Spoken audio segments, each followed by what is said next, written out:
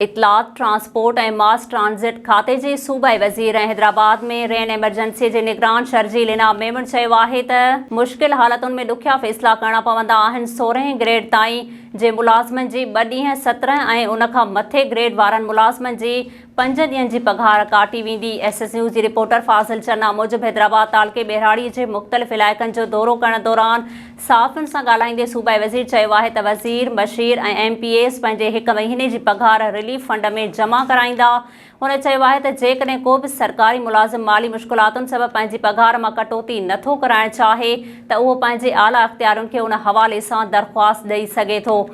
शर्जील मेमण चयो आहे त कुदरती आफ़त सबबि उमीद खां वधीक नुक़सानु थियो आहे ऐं मुतासिरनि खे रिलीफ फ़राहम करण लाइ PDMA वधीक 2 लख टेंट ख़रीद करण जो ऑर्डर ॾिनो आहे।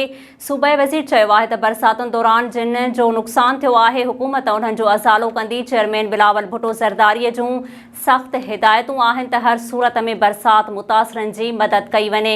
हुन वधीक चयो आहे त गुज़िरियल ॾींहुं राहु शाख में पयल घारे खे ज़ाती तौर ते पंहिंजे निगरानीअ में बंदि करायो ऐं अवाम खे नुक़सान खां बचायो। नाज़रीन, वधीक ख़बरुनि ऐं अपडेट्स जे लाइ ॾिसंदा रहो SS न्यूज़ वेब चैनल। असांजे चैनल खे लाइक ऐं सब्सक्राइब करणु न विसारींदा।